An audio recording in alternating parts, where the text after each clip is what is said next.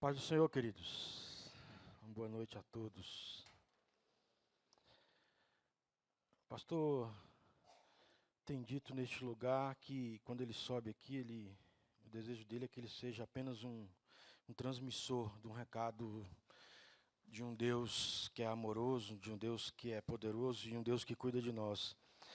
Eu subo nessa noite com o desejo de que o Senhor fale ao teu coração, querido. Que eu não atrapalhe de forma alguma que a voz do Senhor chegue ao teu coração, chegue ao teu entendimento, que Deus possa nos abençoar com a tua palavra nessa noite. Feche os teus olhos, mesmo sentado. Senhor, nós te bendizemos, como é bom estar na tua casa, como é bom cantar louvores, como acabamos de cantar, como é bom poder participar das coisas do teu reino, como os irmãos acabaram de participar, ofertando, dizimando. Como é bom, Senhor, estar neste ambiente de adoração, este ambiente que é todo teu, Senhor, onde todas as coisas que aqui são feitas, todas as coisas que, todo o altar aqui erguido, Senhor, é para que teu nome seja glorificado, Senhor. Te pedimos que venha nessa noite, Senhor, através da sua palavra, falar aos nossos corações, como o Senhor já tem falado desde o início, Senhor, desta reunião. Que nossos corações sejam nessa noite terra boa, Senhor, para receber da semente da tua palavra. É o desejo do nosso coração, é assim que nós oramos, é o que pedimos e cremos, ó Pai, que assim será para a glória e honra do teu nome, Senhor. Amém. Deus tem falado aos nossos corações neste lugar, e eu posso dizer, usando as palavras de Paulo, Deus tem falado aos nossos corações nesses últimos dias. Se nós podemos assim chamar de últimos dias. O Senhor tem falado aos nossos corações. O pastor deu uma palavra há algum tempo atrás aqui sobre nós não sermos apenas aqueles que não estão tão longe do reino do Senhor. Não sermos apenas aqueles que não estão tão longe, como os escribas, como os fariseus, que conheciam a verdade, que conheciam as leis do Senhor, de coração, conheciam de mente, mas que não praticavam, mas que não deixavam se envolver pela vontade de Deus. O Senhor Jesus chegou a dizer a um deles: vocês não estão tão longe assim do reino, vocês estão até perto. Nós ouvimos palavras aqui nos últimos domingos sobre nós não sermos também tão orgulhosos, a ponto de esquecermos de quem fez tudo por nós. E o Senhor não nos deixa ser orgulhosos, porque nós temos uma bênção chamada espinho. E ouvimos falar sobre a bênção do espinho na carne. Para que não nos esqueçamos de quem pagou o preço por nós, de quem nós somos, de quem de fato deve receber o louvor e a glória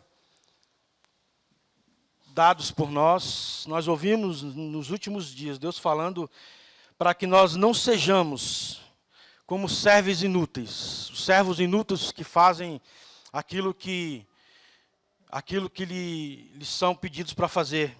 O servo inútil é aquele que faz somente aquilo que pedem para que ele faça. Ouvimos aqui domingo passado que não sejamos esses servos inúteis, que não façamos apenas aquilo que o Senhor pede que façamos, mas que nós nos dediquemos de corpo e alma a nos entregarmos em totalidade e integridade ao Senhor. Eu saio daqui, às vezes, num culto de domingo, depois de uma palavra, com a sensação de que, como eu preciso me converter. Senhor, como eu preciso me converter. Eu acho que, não sei você como é que você fica, mas às vezes quando o pastor chama aqui para vir aqui à frente, vem cá, você que quer se converter, dá vontade, irmãos. Dá vontade, eu preciso. A sensação é, Senhor, como eu preciso me converter. Como eu preciso ser outro, como eu preciso ter uma nova identidade. Talvez você esteja dizendo, mas o senhor está em cima pregando e o senhor precisa se converter? Preciso. Preciso muito me converter. E uma notícia ruim que eu tenho para dar é que todos nós precisamos nos converter todos os dias. Todos nós. A conversão ela não se dá quando nós levantamos as nossas mãos naquele dia que o Senhor falou conosco, nosso coração ardeu, e a gente veio à frente, e a gente fez um compromisso, no final do culto alguém pegou o nosso nome, recebemos uma visita. A nossa conversão não deu naquele dia. Não se deu a nossa conversão naquele dia. A nossa conversão não se deu quando no dia que nós descemos as águas, no dia que nós professamos publicamente às pessoas que cremos em Jesus como o único suficiente Salvador para nossas vidas. A nossa conversão não se deu naquela piscina, quando você foi mergulhado e você saiu molhado. Não, querido. Aquele dia foi o dia da sua confissão pública. A nossa conversão não deu no dia que nós pegamos o envelope de dízimo e dizemos, agora eu sou dizimista, agora eu sou convertido. Não. Nossa conversão não se dá quando nós nos tornamos dizimistas ou membros de uma igreja. Queria que você abrisse a palavra do Senhor comigo em Lamentações.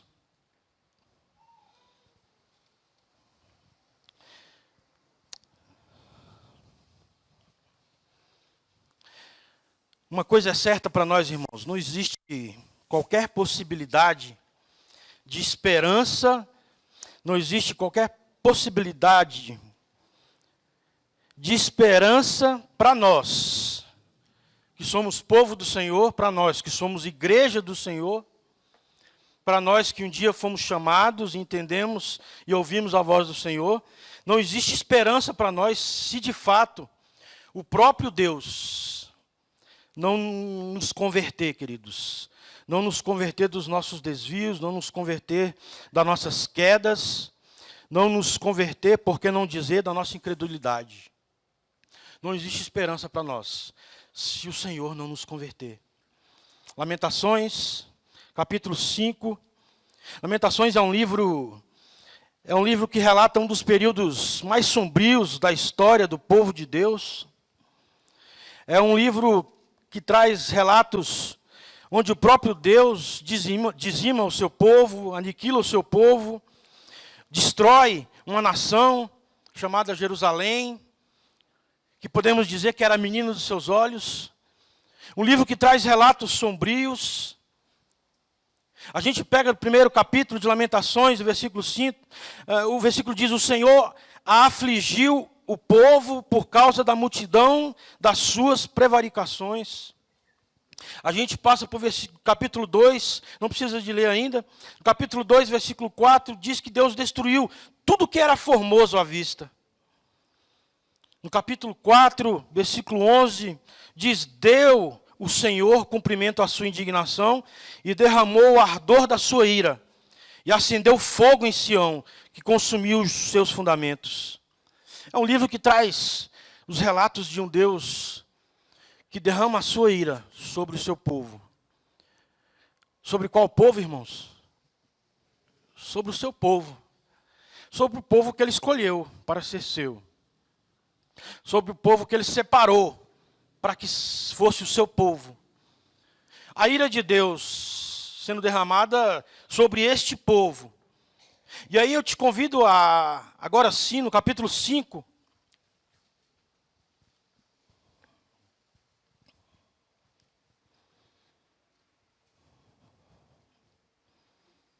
versículo 19, diz assim, tu, Senhor, tu reinas eternamente, e o teu trono subsiste de geração em geração. Porque te esquecerias de nós para sempre, Senhor? Por que nos desampararias por tanto tempo? Converte-nos a ti, Senhor, e seremos convertidos. Converte-nos a ti, Senhor, e seremos convertidos. Renova os nossos dias como dantes. Por que nos rejeitarias totalmente? Por que te enfurecerias sobremaneira contra nós outros? Converte-nos, ó Senhor, e seremos convencidos. Converte-nos, Senhor, e seremos convencidos. Não. Converte-nos, Senhor, para que nós possamos nos converter, de fato, a Ti. É intrigante esse livro que traz relatos tão fortes sobre a ira de Deus, sobre o castigo de Deus sobre o seu povo, um livro que termina com palavras de esperança. E a palavra de esperança é: converte no Senhor, e nós seremos convertidos a Ti. Entendemos, ó Pai, o seu castigo, entendemos, Senhor, o Teu castigo, entendemos o Teu furor e a Tua ira. E entendemos que para nós só resta uma solução: sermos convertidos, nos convertermos a Ti, Senhor. Então o clamor do final do livro é: converte no Senhor. A oração é: converte no Senhor. Converte nosso coração, converte, Senhor, a nossa alma, para que sejamos convertidos de fato. Essa conduta de esperança que o povo aqui está se submetendo a ela, esse clamor e esse desejo de ter os seus corações convertidos ao Senhor, ainda para nós hoje, no tempo que vivemos, é o nosso clamor, querido. Deve ser o nosso clamor. Deve ser o nosso clamor, essa oração deve ser a nossa oração.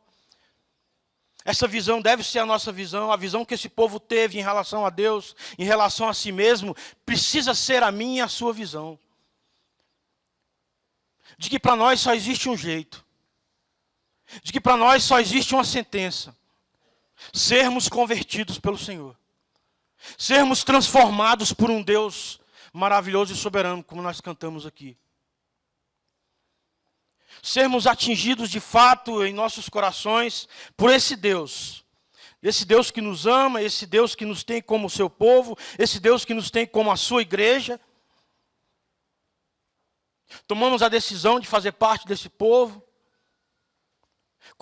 confessamos isso publicamente quando nos batizamos, e agora nos resta o quê? Agora nos resta sermos convertidos. Nós já demos os primeiros passos, mas agora de fato nós precisamos de uma conversão genuína em nossas vidas. Não uma conversão de fora para dentro, não uma conversão inversa, onde eu faço para mostrar quem eu sou, não. Uma conversão onde de fato aquilo que eu faço mostra quem de fato sou eu. E quem pode nos converter, e quem pode nos transformar, e quem pode fazer isso por nós é só o Senhor, querido. Aí você diz assim: eu me converti sozinho. Você se converteu não, querido. Você se convenceu disso. Quem nos converte é o Senhor, querido. O único capaz de quebrar o coração do homem, o único capaz de esmiuçar o coração do homem, o único capaz de penetrar na alma do homem e transformar esse homem de lixo e colocar esse homem no lugar de príncipe, como a palavra nos diz, é o Senhor, querido. Ele é o único capaz de fazer isso. Se no meu coração eu fosse capaz de eu mesmo me converter, de eu mesmo me transformar, querido, eu não seria homem, eu seria Deus. E nós não somos capazes disso. Nós temos muito boa vontade de sermos diferentes, nós temos muita boa vontade de nos tornarmos pessoas melhores. Mas sabe, se o Senhor não fizer isso por nós, se o Espírito de Deus não agir em nossas vidas, e não operar em nossos corações, nas nossas almas, nós jamais seremos quem nós desejamos ser. Porque somente o Senhor pode fazer essa obra por nós. A história, a Bíblia, está cheia de relatos sobre isso que eu estou dizendo. O povo de Israel, o povo de Deus, era aquele povo que Deus fazia aliança com ele, era um povo que fazia um compromisso com ele, era um povo que dizia que ia o seguir, que não existiriam outros deuses a quem eles adorariam. Mas nós conhecemos qual é a história do povo de Israel. Nós conhecemos qual de fato é a história do povo de Deus. Se a gente pegar toda a Bíblia, nós vamos ler homens que disseram e não fizeram. Homens que quiseram ser, mas não se tornaram. Até que o Senhor diz: não, eu vou mandar meu filho. Eu vou mover o meu coração e vou demonstrar o meu amor por esse povo. Eu vou entregar o meu filho a eles, para que, pelo sangue do meu filho, eles tenham acesso novamente a mim. Por quê? Porque se não fosse assim, não existiria esse acesso. Não existiria essa ponte. Porque se não fosse o sangue do Senhor, jamais nós poderíamos nos apresentar na presença do Senhor. Como pecadores que somos. Como pessoas inúteis que somos, como foi dito para nós na semana passada. O Senhor Jesus, em uma conversa com Pedro, no capítulo 22 de Lucas, o Senhor conversando com Pedro, diz: Pedro, Pedro, posso te dizer uma coisa para você? Satanás pediu para te peneirar, para te passar na peneira como trigo. Pedro, Satanás pediu para te peneirar, mas eu roguei por você, Pedro. Eu intercedi por você, Pedro. Intercedi, sabe para quê? Para que a tua fé não se esmorecesse. Para que você não se desmaiasse. Para que você não se desfizesse. Eu intercedi por você. Portanto, Pedro, Lucas 22, versículo 32. Quando você se converter, Pedro. Portanto, Pedro, quando você se converter, cuida dos seus irmãos. Ajuda os seus irmãos. A palavra de Jesus para Pedro é: quando você se converter, Pedro. Pedro era um dos discípulos. Pedro havia sido escolhido pelo Senhor, pelo Mestre. Pedro andava com Jesus. Pedro passava os seus dias com o Mestre. E o Senhor, nessa conversa íntima, chega a dizer a Pedro: Pedro, você não é convertido, filho. Mas eu roguei por você. E a conversão virá. O que eu acho interessante é que o Senhor não diz a Pedro: Pedro, se você se converter, meu filho, você cuida dos irmãos, cuida dos seus irmãos. A palavra de Jesus não é: Pedro, se você se converter. A palavra do Senhor é: Pedro, quando você se converter. Porque eu que estou rogando por você, filho. E eu sei que você vai se converter. Porque eu que estou diante do Pai rogando por você. E a conversão virá, Pedro. E quando você se converter, você vai cuidar dos seus. Não é uma possibilidade, Pedro. É algo que vai acontecer. Paulo, escrevendo a Romanos, no capítulo 8, ele diz: Cristo é aquele que está à direita de Deus. E é Ele quem continuamente intercede por quem, irmãos? Deus intercede por quem? Pergunta ao seu irmão: Deus intercede por quem? Por quem que Ele intercede? Por mim e por você, querido. O Cristo que intercedeu por Pedro para que ele se convertesse, é o mesmo que intercede por nós, querido. Continuamente à direita do Pai. É o mesmo. A conversão virá na minha e na sua vida, querido. A conversão vai vir na minha e na tua vida, querido. Da mesma forma que continuamente o Senhor tem intercedido por nós, continuamente nós nos converteremos ao Senhor. Amém? Você crê nisso, querido? Você crê nisso? Você está dizendo assim, talvez, tem algumas coisas na minha vida que eu acho que não tem jeito.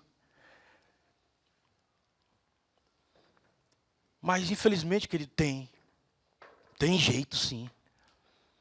Porque quem intercede por nós é um Deus soberano. É um Deus cuja Bíblia diz que todo nome se dobrará perante Ele. Estou falando de qualquer intercessor, não. Estou falando de qualquer advogadozinho, não, querido. O nosso advogado é um advogado fiel, querido. E é Ele que intercede por nós, para que nós sejamos convertidos, para que os nossos caminhos e nossos corações sejam aplainados.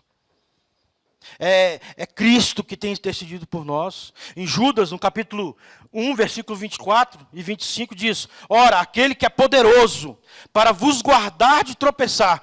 Quem é poderoso para nos guardar dos nossos tropeços, querido? Quem? Judas está dizendo: aquele que é poderoso para nos guardar de tropeçar. Quem é que vai nos guardar de nós tropeçarmos? Aquele que é poderoso para nos guardar de tropeçar e para nos apresentar irrepreensíveis ante a sua glória. Ao único Deus, nosso Salvador, por Jesus Cristo, nosso Senhor, glória, majestade, domínio e poder, antes dos séculos e agora e para sempre. Só existe um capaz de nos tornar irrepreensíveis. Só existe um capaz de mudar a nossa natureza. Só existe um capaz de transformar o nosso homem interior. Sproul disse assim: o Espírito Santo, ele não arrasta pessoas chutando e gritando contra elas. Ele não arrasta as pessoas contra a sua própria vontade para irem ao Senhor. Sproul diz: o Espírito Santo faz é mudar a inclinação e a disposição dos nossos corações. Nós não somos arrastados para Cristo, nós corremos para Cristo. E isso só acontece por causa da graça do Senhor. Isso só acontece através da ação do Espírito de Deus em nossas vidas. A graça do Senhor é a razão de nós sermos convertidos, nós podermos ser convertidos ao Senhor. Olha só o que diz em Ezequiel, capítulo 36, vê o que a palavra diz. A promessa do Senhor para nós é essa aqui, de Ezequiel, capítulo 36, versículo 26 e 27. A palavra do Senhor diz: eu darei a vocês. Quem vai dar, irmãos? Eu darei a vocês um coração novo. E porei dentro de vocês o quê? Um espírito novo. Eu tirarei da vossa carne o coração de pedra, ou o coração de Pedro. E darei a vocês um coração de carne. Eu porei dentro de vocês o quê? O meu espírito. E aí depois que eu colocar em vocês, pôr em vocês o meu espírito, o que vai acontecer? Vocês andarão segundo as minhas leis. E vocês guardarão o quê? A minha vontade. E vocês se submeterão a ela. Quem é que faz a obra, irmãos? Quem é que nos converte, querido? O Senhor nos converte. O Senhor nos dá um novo espírito. O Senhor nos dá um novo coração. O Senhor coloca em nós o seu espírito. E através do seu espírito, agora nós andaremos segundo a vontade dele. Agora nós faremos e nos submeteremos à vontade do Senhor. Depois que ele faz em nós a sua obra, depois que ele age em nós através do seu espírito. A conversão é o resultado da graça prevalecente de Deus na vida daqueles a quem ele chama. Na vida daqueles a quem ele chama. Essa obra de conversão, Deus faz na vida de quem ele aprove fazer, querido. O Senhor age e o Senhor usa da sua graça na vida de quem ele quer e quando ele quer. Quem faz é o Senhor. Tanto o querer como o efetuar vem dele. E por que a gente gosta de se gloriar? E a gente gosta de dizer, eu tenho 20 anos aí de convertido. Querido, você não é nada, querido. Eu tenho 30 anos aí de evangelho. Querido, bobagem. Nós só permanecemos e só nos submetemos à vontade dele quando a ação do Espírito Santo, através da graça do Senhor, está atuando nas nossas vidas, querido. Somente assim, querido. Não é porque nós somos bons, não é porque eu sou melhor que você, não é porque nós somos melhores do que os outros que ainda nos converteram. Não, querido. O conhecimento que nós temos, as informações que nós recebemos e a revelação de quem o Senhor é, vem tão somente da vontade dele para nós, querido. É resultado da graça dele, do favor imerecido dele para nós. Dizer que a graça de Deus prevalece não quer dizer que os nossos corações não vão resistir a essa graça. Não, querido, nosso coração vai resistir à graça do Senhor. O coração do homem vai resistir à graça do Senhor. O coração do homem vai resistir à ação da graça do Senhor na sua vida. Como nós sabemos muito bem que tem sido assim, comigo e com você.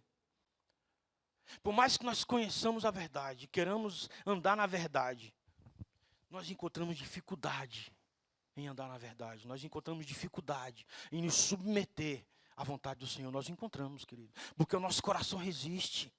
Porque a nossa natureza resiste. Porque o nosso eu quer outras coisas. Porque as nossas vontades são outras. Porque os nossos desejos são outros. Porque a nossa natureza é uma natureza pecaminosa. E por mais que Deus derrame da sua graça sobre nós, o nosso coração sempre vai querer resistir a essa graça. Resistir à vontade do Senhor. Pela dureza do nosso coração, querido. Nós necessitamos da ação do Espírito. E foi por isso que Jesus, quando estava assunto aos céus, disse aos seus discípulos: eu irei para o meu Pai, mas eu vos mandarei um, que vos ajudará, que vos converterá, que convencerá vocês do pecado, da justiça e do juízo. Porque se não deixar sozinhos, vocês não conseguem. É Ele que vai atuar na vida de vocês. É Ele que vai transformar o coração de vocês. Um coração perverso. Um coração que só busca os próprios prazeres. Um coração que só busca andar na própria vontade, os próprios caminhos. Mas Ele vai estar aí, é Ele que vai vos convencer. Através da minha palavra, a minha ação, a minha graça vai agir na vida de vocês. Isaías, abra comigo. Isaías 57. Há 153 anos de Jeremias. Esse texto nós vamos ler 153 anos antes de Jeremias. Antes de um Deus que tinha a possibilidade de converter um povo que estava andando em rebeldia. A gente encontra um outro povo, que é o mesmo povo. Estava andando diferente? Não. Estava andando em rebeldia também. E a palavra em Isaías, no capítulo 14, versículo 14 do capítulo 57, a palavra é assim, ó. Disse-a, aterrai, aterrai, preparai o caminho, tirai os tropeços do caminho do meu povo. Porque assim diz o alto, o sublime que habita na eternidade, o qual tem um nome de santo. Habito no alto e santo lugar, mas habito também com o contrito e abatido de espírito, para vivificar o espírito dos abatidos e vivificar o coração dos contritos. Pois eu não contenderei para sempre, nem me indignarei continuamente, porque do contrário, o espírito definhará diante de mim, e o fôlego de vida que eu criei. Por causa da indignidade da sua cobiça, eu me indignei e feri o povo. Escondi a face e indignei-me. Mas rebelde, o povo fez o quê? Seguiu o próprio caminho. Seguiu o caminho da sua própria escolha. Eu tenho visto os seus caminhos e eu o sararei. Também o guiarei e lhe tornarei a dar consolação, a saber, aos que dele chorem. Como fruto dos lábios, criei a paz. Quem criou? Como fruto dos lábios, criei a paz. Paz para os que estão de longe e paz para os que estão de perto, diz o Senhor. E eu os sararei. Eu tenho visto os seus caminhos. A palavra do Senhor para aquele povo é: eu tenho visto os seus caminhos. Eu sei por onde vocês têm andado. E por mais que eu os castigue, por mais que eu os fira, a Bíblia está dizendo que, é interessante, mas por mais que aquele povo estivesse sob o castigo do Senhor, eles não responderam com quebrantamento, eles não responderam, não retrocederam em seus caminhos. A palavra diz que eles continuaram e manteram-se no seu próprio caminho. A mão do Senhor veio sobre aquele povo, o castigo do Senhor veio sobre aquele povo. E ainda assim aquele povo não se converteu, querido. Continuou no seu próprio caminho. Até que Deus então diz: eu tenho visto os seus caminhos, e eu sararei. E a palavra aqui, e o verbo usar aqui, sarar aqui, é no mesmo sentido de corrigir. Eu os corrigirei. Eu os sararei. Eu os darei saúde novamente. Eu os tornarei são novamente. Eu endireitarei as veredas.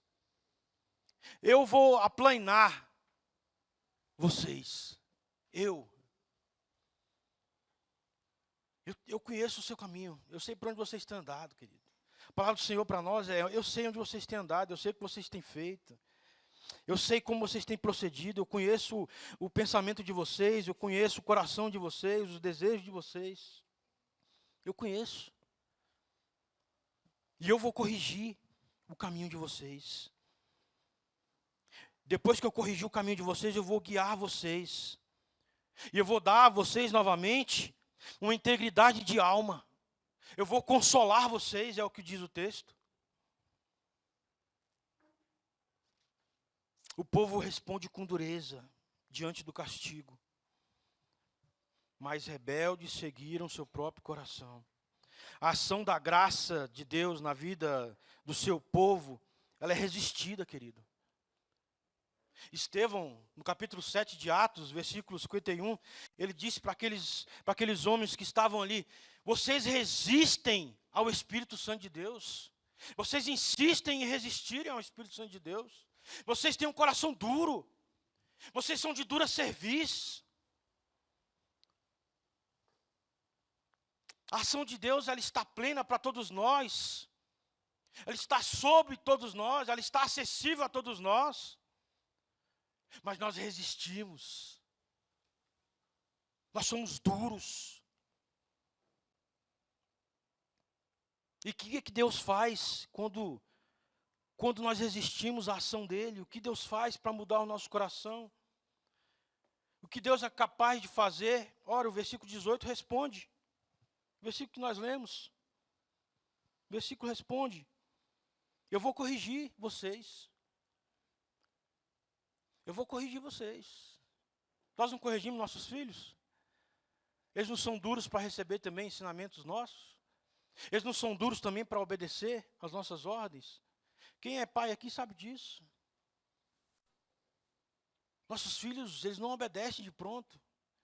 Pequenos, eles já têm essa tendência a desobedecer.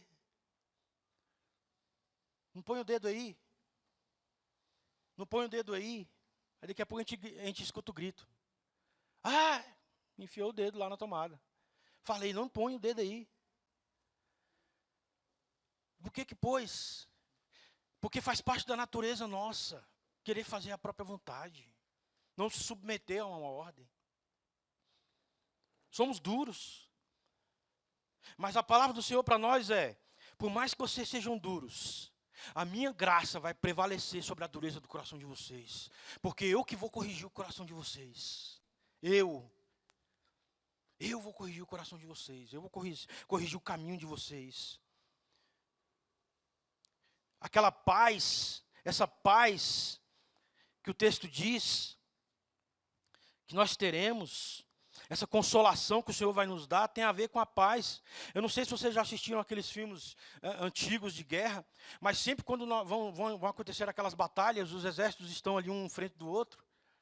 Antes da guerra acontecer, era costume o rei escolher alguém para dialogar com o outro lado. Vai lá, dialoga, diz para eles se renderem, que não vai acontecer guerra, ninguém vai morrer. Eles entregam o que a gente quer e vai ficar tudo bem. Não é assim que acontece? Saía um do exército, saía do outro, se encontrava no meio. Os termos são esses: vocês se rendem, vocês entregam para a gente o que a gente quer, e não vai ter guerra, vamos evitar derramamento de sangue. Não era assim? Quando uma das partes resolvia se render, não tinha guerra, querido. Estava tudo certo. Mas quando alguém dizia: não, nós vamos lutar, E quem ganhar fica como é que se diz lá, os espojos. Nós somos esses que queremos lutar sempre, querido. Agora, lutar com Deus, querido, lutar com Deus, será que nós temos alguma chance? Nós temos alguma chance? Será que nós temos alguma chance, querido? Será que nós somos capazes de resistir ao Senhor, se Ele nos chamou? Se Ele nos escolheu, se nós somos povo dEle? Será que nós somos capazes, de fato, de resistir à vontade dEle em nossas vidas? Será que nós somos tão grandes assim mesmo? Será que nós somos tão fortes a ponto de resistir à vontade de Deus, uma vez que nós somos povo e ovelhas do seu rebanho? A palavra do Senhor é: eu trarei reconciliação aos de longe, eu trarei reconciliação aos de perto. Ninguém escapará à minha vontade. Eu crio o quê? Eu que crio o fruto dos lábios. Deus cria o louvor onde não existe. Eu crio. Eu faço todas as coisas. Eu crio o fruto de lábios. Versículo 19. Eu trago a paz. Eu sou aquele que diz: haja luz, e a luz acontece. E mesmo que não exista louvor no meu e no seu coração, por causa da dureza do nosso coração, o Senhor está dizendo: eu crio frutos de lábios que confessam o meu nome. Eu crio. Eu arranco o teu coração de carne e ponho um coração segundo o meu coração. Porque você é meu, você me pertence. Eu te corrijo, eu te mudo. Eu faço todas as coisas. Eu faço conforme a minha vontade, não a sua. Deus é aquele que providencia para nós aquilo que não existe, para que possamos nos arrepender, para que possamos nos curvar, para que possamos nos dobrar à sua vontade. A graça de Deus triunfa sobre a nossa resistência, irmãos. E louvado seja Deus por isso. A graça do Senhor reina sobre a nossa resistência. Que bom isso. Isso é libertador, irmãos. A graça do Senhor nos alcança mesmo em nossas resistências. O Senhor nos sara. O Senhor substitui a nossa doença, a doença da nossa resistência, pela saúde da nossa submissão. A essência da graça de Deus, ela não está no fato de nós não resistirmos ela, querido. A essência da graça do Senhor está no fato de que o Senhor é capaz de restaurar em nós um espírito submisso. O Senhor, Ele cria em nós um espírito submisso. Por mais que nós não queiramos ser submissos, o Senhor, Ele nos dobra. Ele nos faz estar de joelhos na presença dEle. Ele nos coloca de joelho na presença dEle. No seu poder, na sua graça, no seu amor.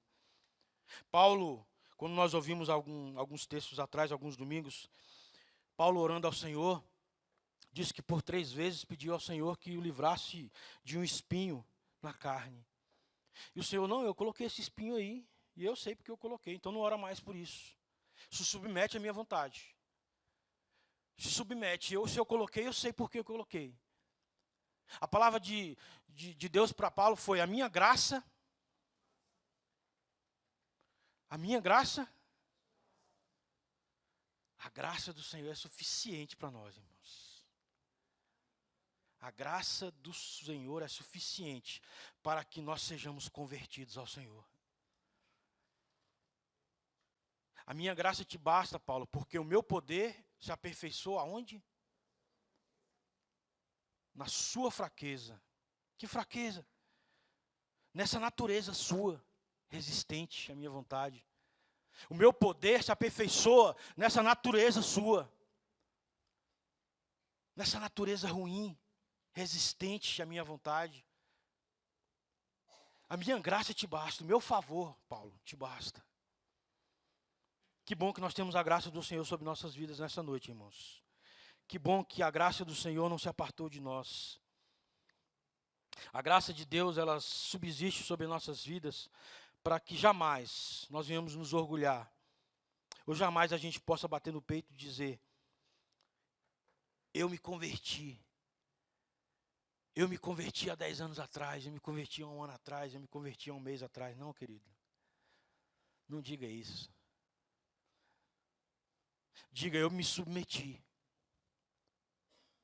Eu decidi me submeter. Eu dei um passo. Eu quero ser convertido. Mas quem vai me converter é o Senhor. E o Senhor vai nos convertendo dia a dia, ano após ano, até que a gente encontre um coração segundo o coração dele, até que o Senhor possa nos chamar para estar com ele na eternidade. Em Atos, no capítulo 16, para a gente terminar, o texto fala sobre a conversão de uma mulher chamada Lídia. A palavra do Senhor diz que Paulo chamou alguns irmãos para estarem orando perto de um rio. E Lídia estava passando. Lídia era uma judia. Capítulo 16 de Atos. E Lídia resolveu ir até esse momento de oração que estava acontecendo perto do rio. Lídia, talvez por costume de ir às sinagogas, como era judia, Lídia, talvez por costume de se apresentar diante do Senhor, viu aquele momento ali de oração e se juntou àqueles irmãos. A palavra diz que ela ouviu a palavra de Paulo. Enquanto ela escutava a palavra de Paulo, a Bíblia diz que Deus abriu o coração de quem? De Lídia. E Deus lhe abriu o coração, diz o versículo. Deus lhe abriu o coração. A conversão dessa mulher, ela se deu em circunstâncias providenciais, meus irmãos. Essa mulher era da cidade de Tiatira. E no momento certo ela estava onde? Em Filipos, onde Paulo estava pregando. Por acaso essa mulher foi a Filipos fazer não sei o quê, comprar púrpura, comprar alguma coisa no mercado. O certo é que quando ela estava no caminho, ou indo ou voltando, ela viu esses homens orando ao Senhor e meditando na palavra, e ela se juntou, e ela parou para ouvir. E no momento que ela ouviu, e no momento que ela estava orando com aqueles irmãos, a Bíblia diz que Deus abriu o coração de Lídia. E ela se converteu ao Senhor. O Senhor, nosso Deus, é um Deus de providência, querido. É um Deus que tem dado oportunidades para que a gente possa se converter. É um Deus que tem criado, que tem providenciado momentos para que a gente possa ouvir a sua palavra e nos converter a Ele. Deus tem nos dado a oportunidade neste lugar de ouvir a sua palavra. Deus tem nos dado a oportunidade de, assim como Lígia, termos nossos corações abertos e nos convertamos a Ele, querido. É uma ação totalmente do Senhor. É uma ação totalmente da graça do Senhor. Deus conduziu essa mulher até aquele lugar. Deus conduziu essa mulher até aquele momento para que ela pudesse ouvir da palavra de Deus. O que eu posso dizer para você é que Deus te conduziu a este momento nessa noite, querido. Deus tem te conduzido a momentos neste lugar, querido. Deus tem conduzido o seu povo a este lugar, e aqui o Senhor tem derramado sobre nós a sua graça. E a oportunidade de conversão, ela é real para nós, querido. Nós temos tido a oportunidade de abrir os nossos corações, de deixar que o Espírito Santo haja e mude a nossa natureza. Que o Espírito Santo nos transforme, que deixemos de ser pessoas resistentes e passamos a ser pessoas que façam a vontade do Senhor. O Senhor lhe abriu o coração. Deus pode abrir o meu e o teu coração, querido. Ele é o dono do nosso coração. E como dono, Ele também é o Criador. Foi Ele que criou o nosso coração. Ele nos conhece, querido.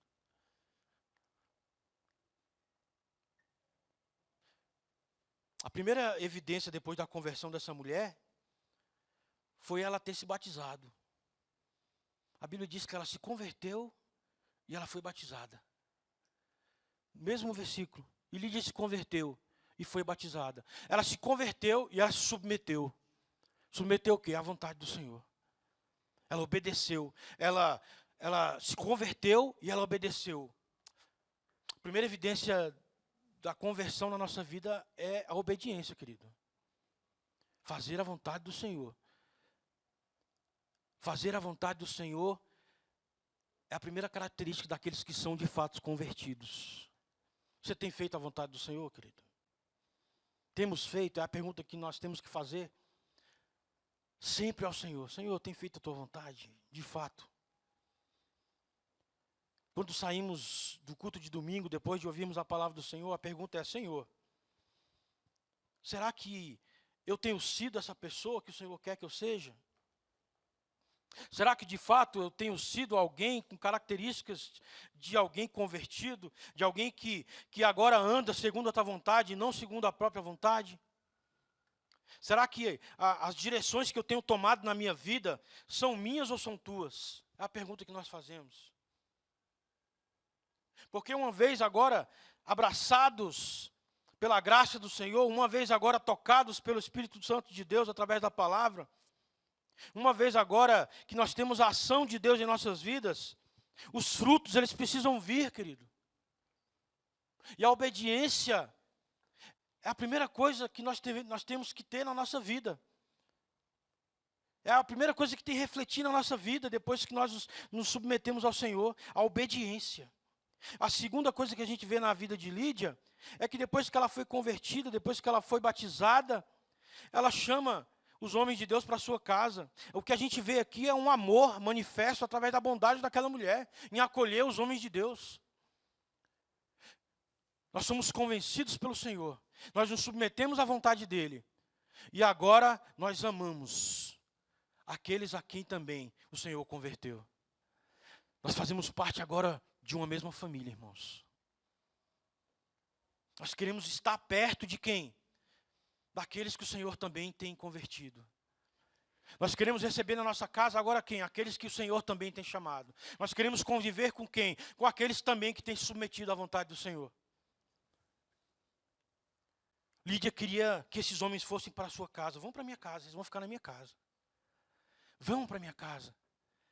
Porque agora, depois de convertida e depois de submeter à vontade do Senhor, eu quero perto de mim pessoas que o Senhor também tem tratado, pessoas que o Senhor também tem cuidado, pessoas que o Senhor também tem sarado.